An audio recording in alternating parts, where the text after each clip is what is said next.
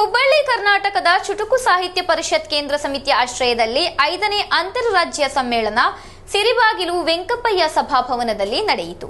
ಇದರ ಸಾಂಸ್ಕೃತಿಕ ಕಾರ್ಯಕ್ರಮದ ಅಂಗವಾಗಿ ಡಾಕ್ಟರ್ ವಾಣಿಶ್ರೀ ಕಾಸರಗೋಡು ನೇತೃತ್ವದ ಗಡಿನಾಡ ಕನ್ನಡ ಸಾಹಿತ್ಯ ಸಾಂಸ್ಕೃತಿಕ ಸಂಸ್ಥೆಯ ವತಿಯಿಂದ ಸಾಹಿತ್ಯಗಾನ ನೃತ್ಯ ವೈಭವ ಕಾರ್ಯಕ್ರಮ ನಡೆಯಿತು. ಕಾಸರಗೋಡಿನ ಸಿರಿಬಾಗಿಲು ವೆಂಕಪ್ಪಯ್ಯ ಸಭಾಭವನದಲ್ಲಿ ಕರ್ನಾಟಕ ಚುಟುಕು ಸಾಹಿತ್ಯ ಪರಿಷತ್ ಕೇಂದ್ರ ಸಮಿತಿ ಹುಬ್ಬಳ್ಳಿ ಇದರ 5ನೇ ಅಂತಾರಾಜ್ಯ ಸಮ್ಮೇಳನ ನಡೆಯಿತು. ಇದರ ಸಾಂಸ್ಕೃತಿಕ ಕಾರ್ಯಕ್ರಮದ ಅಂಗವಾಗಿ ಡಾಕ್ಟರ್ ವಾಣಿಶ್ರೀ ಕಾಸರಗೋಡು ನೇತೃತ್ವದ ಗಡಿನಾಡ ಕನ್ನಡ ಸಾಹಿತ್ಯ ಸಾಂಸ್ಕೃತಿಕ ಸಂಸ್ಥೆ ವತಿಯಿಂದ ಸಾಹಿತ್ಯಗಾನ ನೃತ್ಯ ವೈಭವ ಕಾರ್ಯಕ್ರಮ ಬಹಳ ಅದ್ದೂರಿಯಾಗಿ ನಡೆಯಿತು.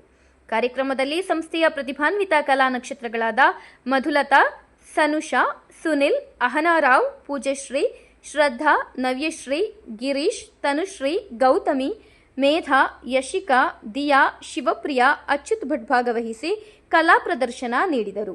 ಕಾರ್ಯಕ್ರಮದ ಕೊನೆಯಲ್ಲಿ ಸಂಸ್ಥೆಯ ಎಲ್ಲಾ ಕಲಾವಿದರಿಗೆ ಸಂಸ್ಥೆಯ ವತಿಯಿಂದ ಗೌರವ ಸ್ಮರಣಿಕೆ ನೀಡಿ ಪುರಸ್ಕರಿಸಲಾಯಿತು.